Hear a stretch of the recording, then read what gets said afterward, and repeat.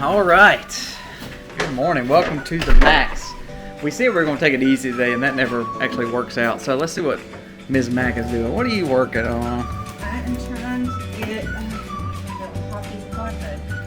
all of the milk.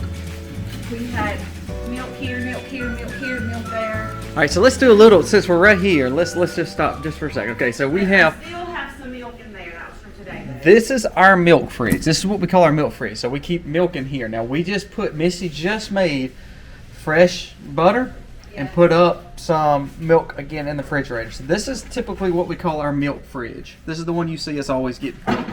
And so this one, this is some peas and some greens. This is kind of just a vegetable fridge, but that's just peas and greens. Then let's move over. This is peas and corn. And this is some milk right here that we have that we're maneuvering over to our new refrigerators and freezers over there. But this is there's some more peas, some corn. We just took the milk out of here. Hey, honey, there's some hamburger meat in here too. We need to utilize. I didn't see that. This is our leftover fridge. So this is where we keep our sugars, our flours, our extra breads, our elderberry syrup, our cheeses, just any and everything as an extra stock fridge. Now let's walk over to. We have two freezers upstairs, which is going to be our beef freezer and our pork freezer. So Misty is now cleaning out what we call the chicken freezer. So let's look at it. We got some tomatoes. Yeah, I use these for diced tomatoes and like vegetable soups and stuff. But this was absolutely full of milk. Like I had milk worked all in here and all in the store. So I have been, and you can see that it's been dated. All of these have been dated. So I'm trying to pull them out now. By dates? Yeah, and then so this is October stuff up here. This is November stuff, some November and December stuff. Okay, people, so this is all our milk, raw milk we've frozen. Now, for normal human beings would say, I don't even drink a thing of milk, a half gallon in 2 weeks. Why so much milk, Miss Mac? Because we drink a gallon or more a day. We probably drink a gallon or gallon and a half, plus everything we make. Our breads, our foods, our casserole, all need milk-based products. So I think I might have some. Let's see. Now in this fridge, this is our turkey. We've got a lot of corn, I think, in here. Yeah, no, is that more lard?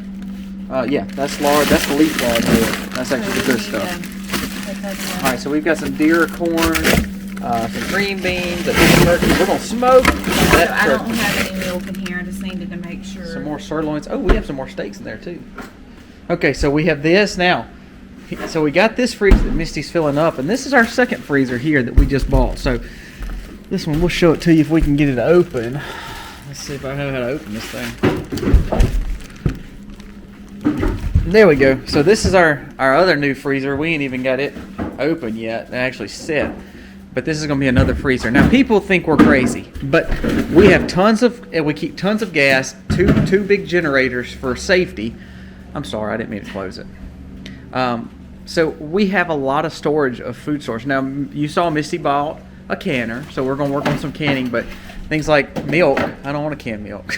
Yeah. So this is what we got to do. All right, so you see easy days for us are still pretty busy. So Misty's filling that up. Aiden's working on chores. We've got tons of yummy goodness right here that we're going to be cooking, which is going to be for breakfasts. We lay out a lot of meat. Now let me show you real life when school is not going on, because we're still on Christmas break. Look at this. Watch it. Look at this.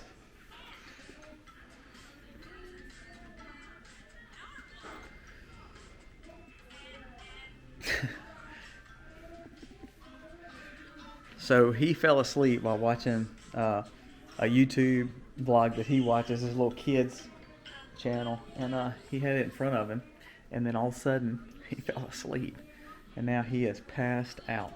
But this is how he runs around. When I say he is all boy, he is all boy. He likes to run around in his underwear, and he'll strip down, take clothes off, run, get nasty and muddy. He's completely different than Aiden. Aiden was very structured, very organized. Jennings, exact opposite. So you see he's knocked out on the couch, and enjoying him a little nap. Well, that didn't take too long, but that was something we really needed to get done. So we have a whole freezer full of milk. We have a few more days of milk to put up.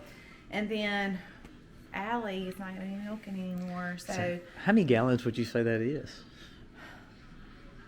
Too much to count? At least 30. At least 30. Oh, no, those are gallon bags. Yeah, but they're not full gallons. They're half gallon. I'd say it's more than 30. I was thinking 50. I don't know. It's a lot. Tried to put up. Some weeks I didn't put any up. Some weeks I put like 3 gallons up per week since the 1st of October. So that's a lot of milk. Hopefully that'll last us. 50. Do you think it'll last us until she has her baby? No. You want me to be honest?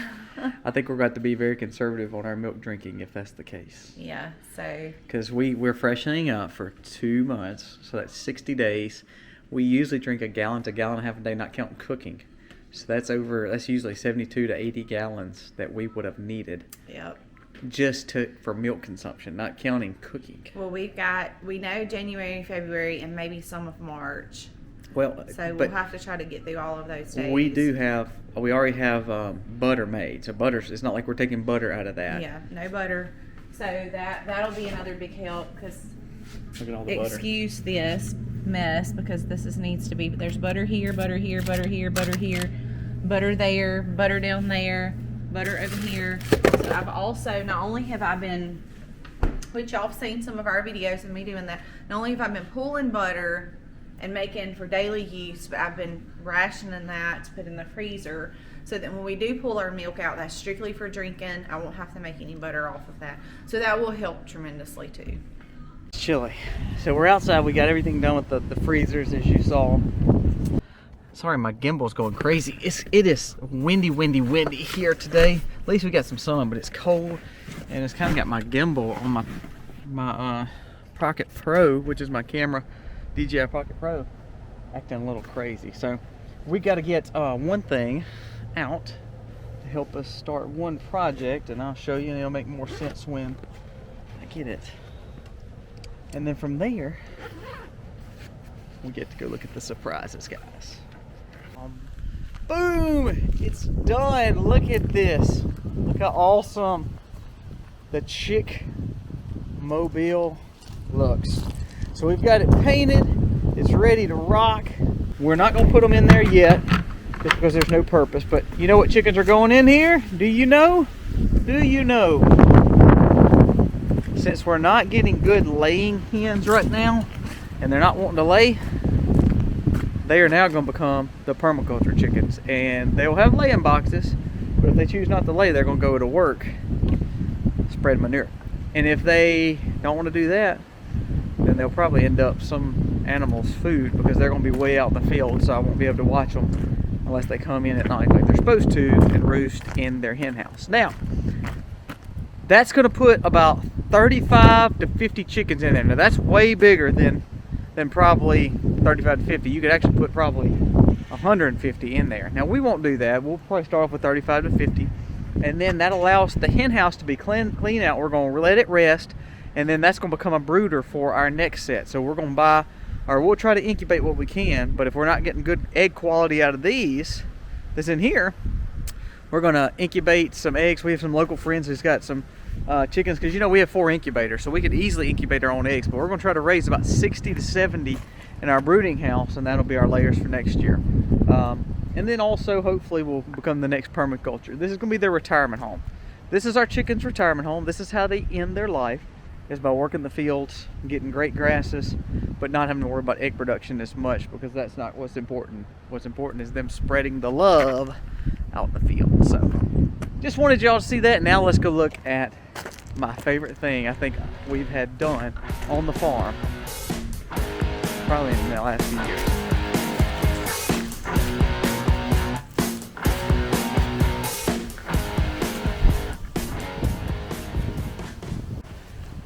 Whew, it's getting cold, so I had to put another jacket on top of the other one I had. So, the smokehouse. How awesome is this? So, we're going to talk about the specs of it today, why we built it, the reasons we built it, and then next vlog, it's going to be kind of a continuation showing how we're getting it ready to be able to use even as close as this next week.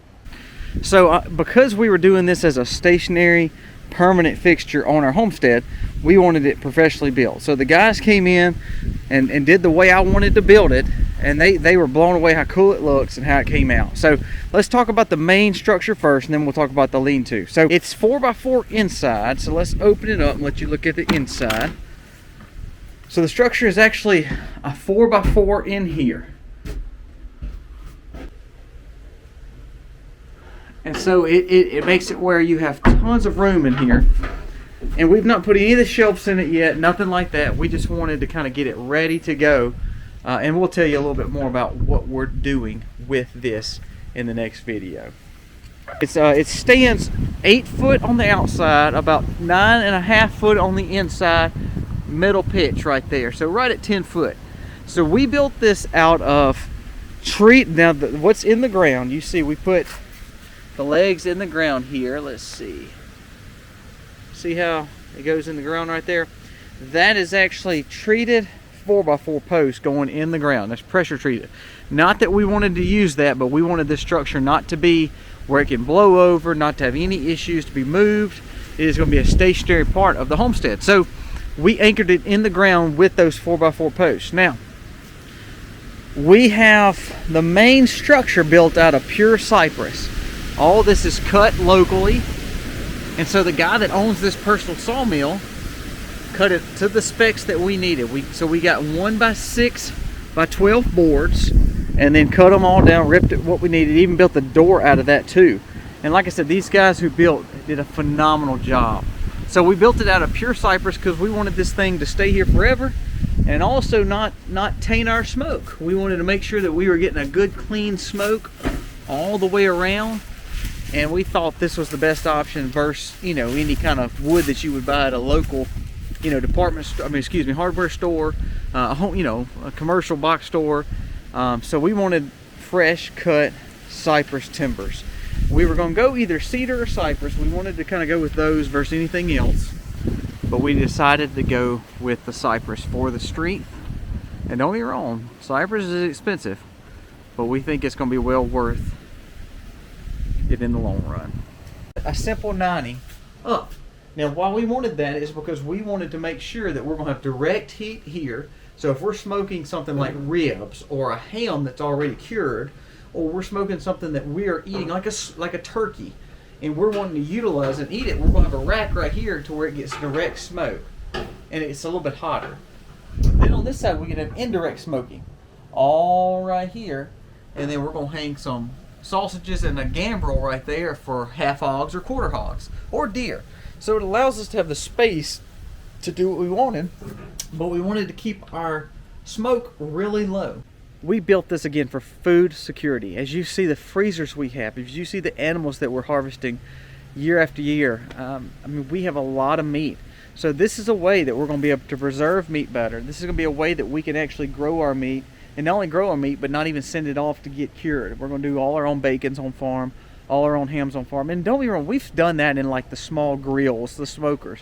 But if we can do this in the size of doing this commercially and big, and we can smoke slabs of pork belly for bacon, that's huge. And so this gives us an option with this. Now, as we move over to this barn, now this was our old workshop.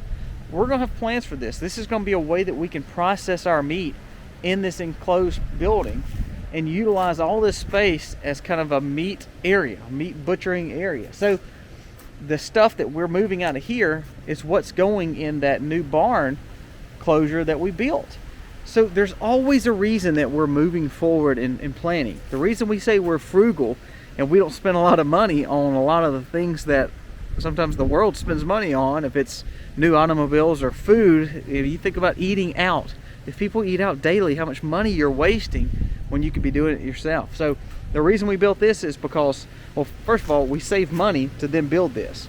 So we built this, and now because this is going to be an investment on our homestead that I believe is going to support us and do wonderful things for us for the next few years. So we're excited about this, and we're ready to bring you on the journey to see us do these pigs that we're fixing to do. We're going to take them, we're going to quarter them out, we're going to show you the cuts.